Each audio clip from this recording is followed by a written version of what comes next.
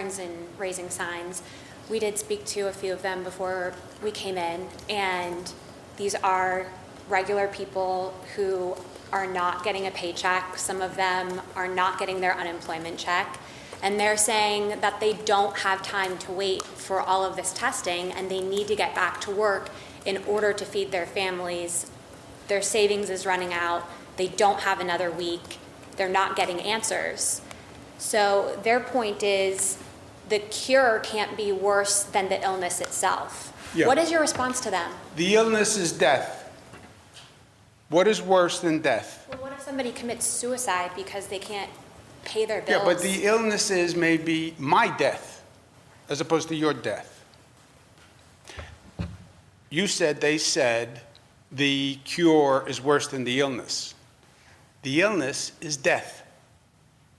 How can the cure be worse than the illness if the illness is potential death? But what if the economy failing Worse than death? equals death Very few- because no, of mental but it illness? doesn't. The No, it people, doesn't. stuck at home. No, it doesn't.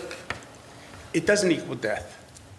Economic hardship, yes, very bad, not death. Emotional stress from being locked in a house, very bad, not death.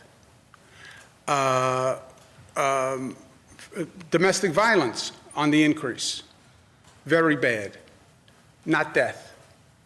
And not death of someone else. See, that's what we have to factor into this equation. Yeah, it's your life, do whatever you want. But you're now responsible for my life. You have a responsibility to me. It's not just about you. You have a responsibility to me, right? We started here saying it's not about me, it's about we. Get your head around the we concept. So it's not all about you. It's about me too. It's about we. Also, I get the economic hardship. Everybody gets it. Everybody feels it. Federal government is sending out a check for individuals, $600, an additional $1,200. We are moving heaven and earth to get the unemployment payments going. So we get the economic anxiety. The question is, how do you respond to it? And do you respond to it in a way that jeopardizes public health and possibly causes more people to die? And think about it as if it was your family that might get infected, right? And that's what we're talking about. And when you think about it as your family, you have a different perspective. I'll tell you the truth. It's not an abstract argument. Well, they say, he says, she says, he says, she says. I know that's how it works. Well, the protesters say this, governor says this, protesters say this, governor says this. Okay, think about it as your family might be in the mix. Because when I see 484 New Yorkers die, I feel that it's like people in my family. And nothing comes before the public health risk of somebody else's life. And that's where we are. But they're also saying, if you can't afford to pay me unemployment, or your system You is will not be set paid. up, You will be paid but unemployment they can't from the wait day. for they can't wait for the money. They're out of money. Yeah, we're talking about a couple of days lag on the unemployment insurance, and they will get the check from the date of unemployment. It does not cost them an extra penny. Now, they can say unemployment insurance isn't enough. I get it.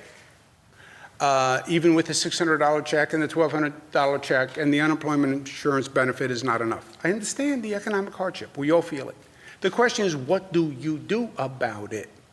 And do you put public health at risk? And do you drive up the number of deaths for it? Because you have no idea how to reopen now. So they're saying that, is there a fundamental right to work if the government can't get me the money when I need it? Is there a fundamental right you want to to go to work? Go take a job as an essential worker. Do it tomorrow. Right? You're working. I am. You're an essential worker. So go take a job as an essential worker. But people aren't hiring because of the No, there are people pandemic. hiring. You can get a job as an essential worker. So now you can go to work and you can be an essential worker and you're not going to kill anyone. Rough estimate of how many people, how many of the 250,000 people have been traced? And is the 10 million going to be enough? How much can the state afford to put toward this, if anything?